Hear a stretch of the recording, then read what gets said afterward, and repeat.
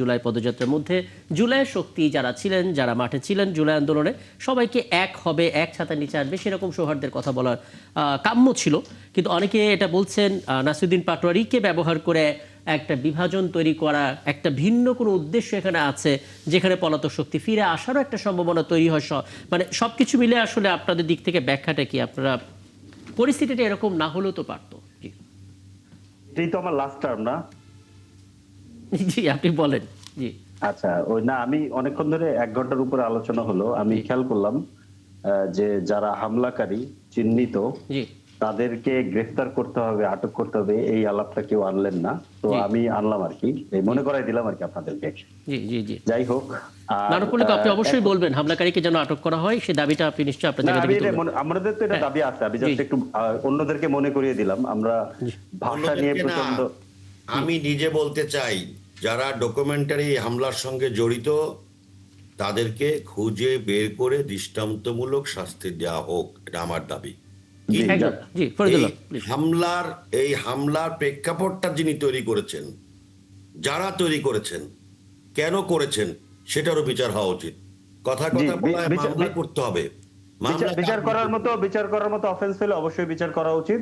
তাহলে দৃষ্টান্ত সেট হবে। তখন ধরেন মানে আমরাও ধরেন এগুলো নিয়ে পরবর্তীতে কথা বলতে পারবো। যেমন ধরেন আপনি অসভ্য বলছেন, বেয়াদব বলছেন, কুলাঙ্গার বলছেন, ফকির নির্বলা বলছেন, সবগুলো মেনে নিচ্ছি, কোনো অসুবিধা নেই। আমরা বলি না, এটা হজম করছি, কোনো অসুবিধা নেই। মানে এটাও ওই ব্যাপারগুলো ওরকমই। তো এরকম আর কি। ধরেন মনে করেন যে একটা কথা আসছে যে কি, সালাউদ্দিন ভাইকে কেন গডফাদার বলা হলো, কিন্তু আমরা তো দেখলাম যে সালাউদ্দিন ভাই বাংলাদেশে ফিরে এস আলমের গাড়িতে উঠছে, যে কারণে বিএনপি তাকে শোকজ করছিল। তো এস আলমকে যে শেল্টার দিবে তাকে গডফাদার বলা যাবে না? আচ্ছা ঠিক আছে, তাহলে এখন আমাদের জন্য আপনারা একটা ঠিক করে দেন, একটা লিস্ট ঠিক করে দেন যে এই শব্দ তোমরা ব্যবহার করতে পারবে, এই করতে পারবে না। আমরা বাংলাদেশের মানুষের কাছে বলি যে 2/3 মেজরিটির সরকার একটা হেডমাস্টারের ভূমিকা নিছে, রাজনীতিবিদদের ভাষা ঠিক করে দিচ্ছে। এখন কি আমরা এই ভাষায় কথা বলবো নাকি অন্য ভাষায় কথা বলবো, এটা আমরা ঠিক করে দিতে পারি। আরেকটা ইন্টারেস্টিং কথা মারুফ ভাই বলছেন যে কেন ক্রাইসিস নিয়ে কথা বলা হচ্ছে না, উনি বোধহয় ভুলে গেছেন। সেটা হচ্ছে যে উনি দুইটা জিনিসকে খোঁচা দিয়েছেন, যে যৌন কেলেঙ্কারি এবং ধরেন এই গ্যাস বিদ্যুতের ক্রাইসিস নিয়ে কেন কথা বলছেন। আপনি ইতিমধ্যেই বলেছেন যে নাহিদ ইসলাম এটা নিয়ে কথা বলেছে, আমরা আগামীকালকে এটা নিয়ে প্রোগ্রামও করব।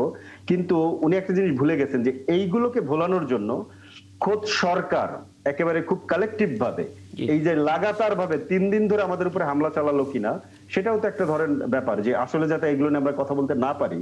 তাহলে তো এটা আপনাদের রাজনৈতিক অপরিপক্কতার প্রমাণ। আপনারা সরকার ফাঁদে ফেলেছে, আপনারা সেই ফাঁদে পা দিয়েছেন। হ্যাঁ, আমাদেরকে লাগাতার ভাবে করা হচ্ছে। আমরা ধরেন জীবনের নিরাপত্তা নিয়ে আমাদের মানুষজন ধরেন এর উপরে আছে, হ্যাঁ, এবং জেলায় জেলায় আমাদের উপরে হামলা হচ্ছে। এর মধ্যে তো ধরেন আমাদের নতুন দল, আমাদের তো কিছু অপরিপক্কতা থাকবেই, কিন্তু ওইটা একটু বিবেচনায় রাখেন আর কি। মানে একদম ধরেন অত রুট হয়ে যায় না।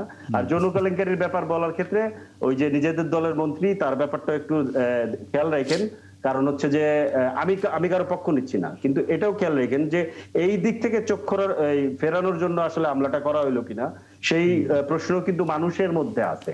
এবং যার কি বলে, যাকে সেভ করার জন্য 8-10টা মিডিয়া এআই ভিডিও বলে ঝাঁপিয়ে পড়েছিল, সেটার ব্যাপারে সরকারি দল কি ব্যবস্থা নেয়, সেটাও কিন্তু আমরা দেখতে চাই। আরেকটা হচ্ছে যে আপনি যেটা প্রশ্নটা করলেন উপস্থাপক ভাই, সেটা হচ্ছে যে জুলাইয়ের ঐক্য। এখন দেখেন যে এই জায়গাতে আমরা 2 বছর পরে যেখানে এসে দাঁড়িয়েছি, এখন ঐক্যর ক্ষেত্রে তো ধরেন মিনিমাম কিছু বেসিক জিনিস দরকার হয়। ধরেন আমি যে কমিটমেন্ট করতেছি কিংবা আপনি যে কমিটমেন্ট করতেছেন, সেটা আমরা রক্ষা করতে পারছি কিনা, তা এটা ধরেন ঐক্যের একটা পূর্ব শর্ত।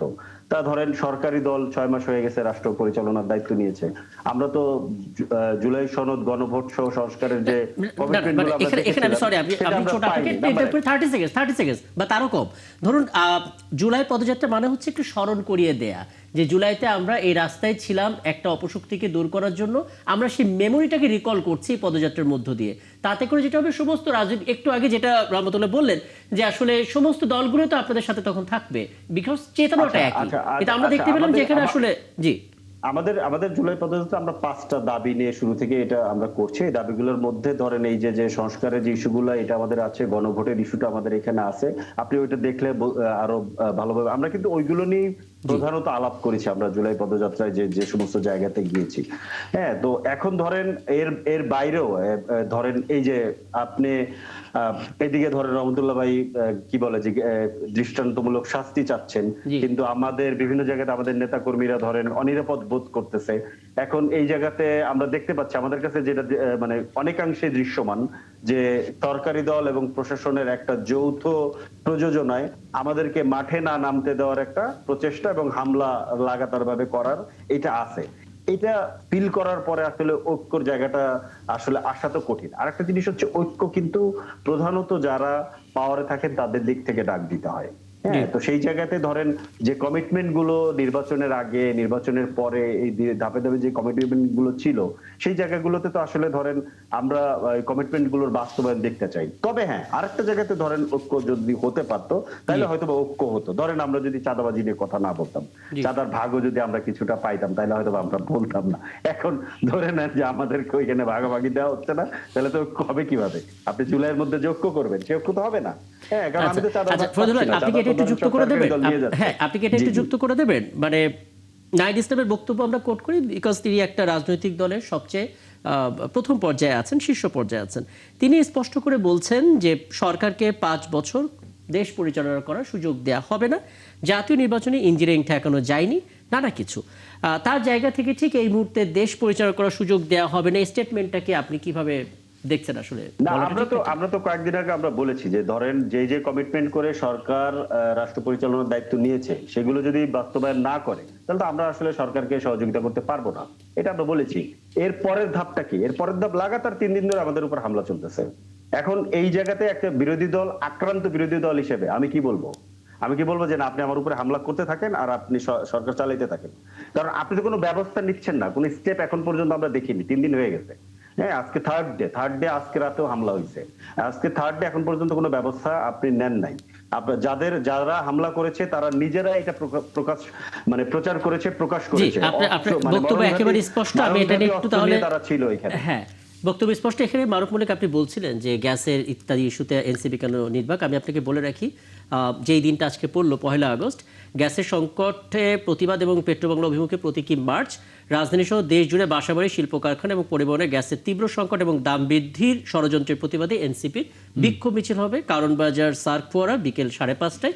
আমাদের সহকর্মী রাশেদ আনিস তাকে অ্যাসাইন করা হয়েছে, বোধ করি কালকে আমরা সেটা দেখতে পাবো। তার মানে বোঝা যাচ্ছে যে তারা জুলাই পদযাত্রা নিয়ে যেমন শঙ্কায় আছে যে ঘটনাগুলো ঘটছে, কিন্তু সাম্প্রতিক সিচুয়েশন নিয়েও কিন্তু এনসিপি কথা বলছে, কিন্তু এই সংকটটা কিন্তু আজকের না। এই সংকটটা মনে হয় আমার ধারণা বেশ 10-15 দিনেরই সংকটটা শুরু হয়েছে। এই এলএনজি টার্মিনালে মনে হয় একটা দুর্ঘটনা ঘটেছে এবং যেটা সমস্যাটা হচ্ছে যে এই যে আমাদের যেগুলো নাগরিক সুবিধা বা অধিকার নিয়ে যে সংকট বা সমস্যার মোকাবেলা হচ্ছে, এগুলা নিয়ে বিরোধী দলও কোনো পরিষ্কার করে কথা বলেন না, সরকারি দলও পরিষ্কার করে কথা বলেন না। আমি আপনাদের অনুষ্ঠানে এর আগে এসে কিন্তু হামের ঘটনাটা বলেছি যে হামের টিকা প্রতিদিনই দেখবেন 5-6 জন করে শিশু মারা যাচ্ছে। এটা নিয়ে খুব বেশি কথাবার্তা হয় না। এর জন্য কারা দেয়? এনসিপি তখন কথা বলবে কি করে? তারা যখন এরকম ক্রাইসিস তৈরি হয়, যখন একটা বৈশ্বিক সংকট তৈরি হচ্ছে বা দেশের একটা জাতীয় পর্যায়ে সংকট তৈরি হচ্ছে, ঠিক সেই সময় এনসিপির উপরে কোনো না কোনো ঘটনা ঘটছে, তখন তারা নিজেদেরকে সামলাবে নাকি এই ইস্যুতে কথা বলবে? তাইলে পরে তো আমরা বলতে পারি যে এনসিপির পক্ষ থেকে এই ধরনের উস্কানিমূলক আচরণ করা হয় যেন তাদের উপর হামলা মামলা হয়। কারণ বাংলাদেশের যে রাজনৈতিক যে সংস্কৃতি এবং এটা তো আসলে আপনি নিয়ন্ত্রণ করতে পারবেন, কিন্তু এই কঠোর রাজনীতি যে আপনি তো একদম গ্রিপে নেওয়া কঠিন। তো সেই জায়গায় যে উস্কানিমূলক কথাবার্তা বলে যদি তারা এখন মনোযোগ অন্যদিকে সরিয়ে নিতে চায় তাহলে তো মুশকিল। এবং ফরিদুল যেটা বললেন যে সালাউদ্দিন সাহেব এসালমের গাড়িতে চড়েছেন, অবশ্যই নিন্দনীয়, গ্রহণযোগ্য না। কিন্তু নতুন বন্দোবস্ত করে ওনারা নারায়ণগঞ্জে স্বামী উসমানের গডফাদার, তার যে অন্যতম সহযোগী। আমরা এই কাজটা কেন করি? আমরা যখনই নিজেদের অপরাধের কথা বলি একটা সাইড, তখন আগের কি রেফারেন্সটা এই জন্যই বলা, নতুন দিনের বন্দোবস্ত কাউকে না কাউকে তো শুরু করতে হবে। একদম, হ্যাঁ। আপনি সেই শুরু করার দায়িত্বটা কাদের নিতে হবে? যারা নতুন বন্দোবস্তের কথা বলে তারা। যেটা বলতে চাইছিলাম, এই নারায়ণগঞ্জে যে গডফাদার আছে স্বামী উসমান, তার যে অন্যতম সহযোগী বিকেএম এর সভাপতি হাতেম, তার কাছ থেকে ওনারা জুলাই ফাউন্ডেশনে টাকা নিয়েছেন। তখন কিন্তু ছবি তুলেছেন, ওনারা ফটো সেশন করেছেন। কি হয়েছে যে এই হাতেম সাহেবকে তারা এক ধরনের আপনার পরিচ্ছন্নতা কর্মসূচির আওতায় তুলে পরিষ্কার করে দিয়েছেন। মূল সংকটটা হচ্ছে এই এনসিপি, জামাত এবং বিএনপির রাজনীতির আমাদের ভাই, দেশের যে এটা মূল একটু- এটা সংকট। একটু ক্লারিফিকেশন দিতে হবে। এটা হাতেম সাহেবের কাছ থেকে নেওয়া হয় না, এটা বিকেএম এর কাছ থেকে নেওয়া হয়েছে, এটা হ্যাঁ, ব্যক্তিগত কথা। এখন এই নাম্বার হাতেম এক। কে? BKM এর আর সভাপতি? নাম্বার 2, এই হ্যাঁ। হাতেম সাহেব বিএনপির শেল্টারে আমাদের হ্যাঁ। একজন সিটিং এমপির, রানিং এমপির উপরে হামলা করে রোজার মাসে চেষ্টা করেছিল। হ্যাঁ। আপনি ওইটাও একটু বলেন। না না, শুধু সেটা তো এককভাবে আপনারা বলেন না। একদম 5ই আগস্টের পরপরই এবং করেছেন। ওইটা জুলাই ফাউন্ডেশন নিয়েছিল, ওটা এনসিপি হ্যাঁ। নেয় নাই। না, ওটা ওইখানে জুলাই আপনাদের ফাউন্ডেশন নেতারা BKM ছিল, কে দিয়েছে। আপনাদের নেতারা হ্যাঁ, ছিল, নেতারা এনসিপির ছিল। নেতারা হ্যাঁ, ছিল। ওটা জুলাই ফাউন্ডেশন দিয়েছিল। হ্যাঁ। আপনি এই যেভাবে আপনি বলেন যে না। হাতেম সাহেব এসে এনসিপি কে টাকা দিছে, তো না, পুরোটা এনসিপি বলেন। আপনাদের নেতারা নিয়েছে, পুরোটা বলেন। এখন সুগার আপনার কোটেড নেতা করেন না, গিয়ে পুরোটা সেইখানে বলেন। আপনি সাংবাদিকতা করেন মারুফ ভাই। না না, এখন হ্যাঁ, এইখানে সুগার আপনি কোটেড করেন না। এইখানে আপনি আপনাদের নেতারা গিয়ে নিয়েছে, তো আপনি তো অস্বীকার হ্যাঁ, করতে নেতারা পারবেন নিয়েছে, না। কার জন্য নিয়েছে? জুলাই তখন তো ফাউন্ডেশনের এনসিপি জন্য নিয়েছে, গঠিতই হয় BKM না। এর টাকা নিয়েছে। আপনি এনসিপি হাতেম নেতা, সাহেবের টাকা শুনেন, নেয় নাই। আপনি কথা বলতে দেন। এবং এখন এই হাতেম সাহেবকে কারা শেল্টার দিয়ে রাখতেছে? না এটা না, আপনি বলেন। কথা বলতে দেন। আপনি তো একটু কথার মাঝে শুনি, কথা জি। বলছেন কেন? আপনার কথার মাঝে তো আমরা কথা বলি নাই। জি মারুফুল বলুন হ্যাঁ, বলুন। সেই সময় আপনাদের সুযোগ দলই পাবো, গঠন এই জন্য হয় নাই, বলে নিলাম। আপনার দল গঠন করা হয় নাই। আপনার নেতারা গিয়ে যখন সেখানে টাকা দিয়েছে এবং তাদেরকে এক ধরনের সুবিধা দিয়েছে, এখন সেই সুবিধা তো আর অন্য দল নিবে। আপনি একজনকে সুবিধা নিবেন, অন্য দল বসে থাকবে। এই দেশের সবাই তার ফেরেস্তা হয়ে যায় নাই যে আপনি মনে করছেন যে আপনি সুবিধা নিবেন না। এইখানে মূল সমস্যাটা হচ্ছে, আমি যেটা বলতে চাইছিলাম, এই 3 দলের মধ্যে মূল সমস্যা হচ্ছে পাওয়ার শেয়ারিং, ক্ষমতার ভাগাভাগি। কারণ এনসিপি মনে করছে যে আমরা উস্কানি দিয়ে উল্টা পাল্টা কথাবার্তা বলে যদি কিছু ক্ষমতার ভাগ বা অংশ নিতে পারি, এই জায়গা থেকে আমাদের বেরিয়ে আসতে হবে। তো আপনি যেই কথাগুলো বললেন বা ওনারা যেই কথাগুলো বললো, এই এনসিপির যেই লাগাতার হামলা হচ্ছে, এই হামলা বন্ধের জন্য কি এনসিপির নেতারা নাসিরউদ্দিন পাটোয়ারির সঙ্গে কথা বলেছেন বা নাসিরউদ্দিন পাটোয়ারিকে থামানোর চেষ্টা একদম, করেছেন? আমি- তবে আমি হ্যাঁ। যেটা বলবো যে রহমতুল্লাহ ভাই যে ভাষায়, যে শব্দ চয়ন করেছেন, জি। আমি মনে করি আপনাদেরও সেই শব্দ ভাষা প্রয়োগে সতর্ক থাকা উচিত। পাটোয়ারি যেই ভাষায় কথা বলছে, সেই ভাষার বিপরীতে আপনারা যদি এই ধরনের শব্দ ব্যবহার করেন, তাহলে কিন্তু এই সংকট বা এই সংঘাত থামবে না। তাহলে এই বক্তব্যটা, এর ব্যাখ্যাটা যদি আবু নাসের মোহাম্মদ রহমতুল্লাহ আপনি আপনাদেরকে স্পষ্ট করে দেন যে এই শব্দগুলো আসলে ব্যবহার করাটা আপনার দিক থেকে অনাকাঙ্ক্ষিত ছিল কিনা, তারপর আমরা একটা আলাপটা শেষ করতে চাই। আমার হাতে সময়টা একেবারে কম, ছোট করে। জি। আপনারা ওই যেই নামটা বারবার বলতেছেন না, জি ওই নামটার ওই ধরনের অসভ্য, অকথ্য, অশ্রব্য ভাষা সে যেভাবে ব্যবহার করে, তাতে আমি মনে হয় যে আর কোনো ভাষা খুঁজে পাই নাই। জি আরো কিছু ভাষা খুঁজে পেলে আমার পক্ষে ব্যবহার করাটা উচিত ছিল, নাম্বার 1। নাম্বার 2 হলো, আপনি যে বললেন যে ওই যে আওয়ামী লীগের লোকের কথা, আপনি একটা বলে থেমে গেলেন কেন? চট্টগ্রামের মেয়রের বাসায় এই যে মহাবিপ্লবী হাসানাত আব্দুল্লাহ এমপি হওয়ার পরেও তো মাশাআল্লাহ মেহমানদারি গ্রহণ করেছেন। আপনার এই যে কয়েকদিন আগে এই যে বিতরণ করতে গেছেন, ত্রাণ বিতরণ করতে গেছেন, কার বাড়িতে থাকা মেহমানদারি গ্রহণ করেছেন? আপনি এইরকম ঘটনায় যে হান্নান মাসুদ এই ফার্স্ট হোটেলে বসে 3 কোটি টাকা লেনদেন করে তারপরে ইকরামুল্লাহ চৌধুরীকে পার করা দেওয়ার যে এগুলি হাজার হাজার ঘটনা। ভাই, এতটুকু একটা এই কয়েকদিনের একটা দল, এর যে সমস্ত যেই সমস্ত পাহাড় সমান অভিযোগ তাদের বিরুদ্ধে বের হয়েছে, এটার জন্য তো বিএনপির দরকার নেই তার বিরুদ্ধে কথা বলার। তার উপকর্মতারাই তো তারা হয়ে গেছে। শেষ পর্যন্ত গিয়ে যাদের পাল্লায় পা দিছে, তাদের তাদের তাদের মুরব্বী যারা, সেই মুরব্বীদের সংগঠনের ছাত্র শিবিরের সভাপতি, জি। তিনি নিজেই তো এই হামলা সম্পর্কে বলেছেন যে এই হামলাটা করা হয়েছে এনসিপিকে একটু মার্কেট বেশি দেওয়ার জন্য। এই জন্য এনসিপি যাতে জুলাইতে যাতে খুব বেশি সামনের দিকে থাকে, জামাতকে পিছিয়ে ফেলার জন্য। ইসলামী ছাত্র শিবিরের সাবেক সভাপতি, ইমিডিয়েট পাস্ট প্রেসিডেন্ট, তো ফেলে দেওয়ার মতো। আবার যদিও 1 ঘন্টার মধ্যে আবার সেটা আবার ডিলিট করে দেওয়া হয়েছে। বুঝতে পারছি। আমরা তো আমাদের আলাপটা এখানে শেষ করতে হচ্ছে, এখানে কারণ আপনার এই জি বিষয়গুলি মাঠে নামতে বাধা কে দিয়েছে, কেন দিয়েছে, প্রেক্ষাপটটা আমি আবারও বলবো, প্রেক্ষাপটটা কারা তৈরি করেছে? আপনি চুলাই পদযাত্রা করতে গিয়ে হাসিনার বিরুদ্ধে হাসিনার নাম কয়বার নিয়েছেন? আপনি আওয়ামী ফ্যাসিবাদের বিরুদ্ধে কয়বার নাম এনসিপি তো নিয়েছেন? তাদের 5টা দাবি সামনে রেখেই পদযাত্রাটা করেছে। তারা তো স্পষ্ট করেছে তাদের দাবিগুলো আছে, তো ওই দাবির মধ্যে তো তারা থাকবে। সেই দাবিগুলো কোথায়?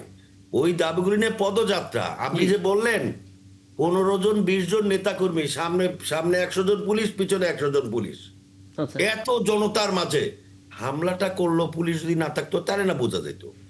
আপনার এই পাটোয়ারি যেই লোকের নাম আপনি বলতেছেন, সে পুলিশে যেরকম খামচি দেওয়া অবস্থায় যেই ছবি না, তবে হয়েছে, রহমতুল্লাহ ভাই যেটা হচ্ছে আপনারা যেহেতু বড় দল এবং সরকারে আছেন, এখন আপনাদের প্রতি নানা ধরনের উস্কানি থাকবে, জি। আপনাদেরকে ফাঁদে ফেলার চেষ্টা করা হবে, কিন্তু আপনাদেরও সংযত এবং একটু আমি মনে করি যে চিন্তা ভাবনা করে রাজনৈতিক কর্মসূচি নেওয়া উচিত, দেওয়া উচিত।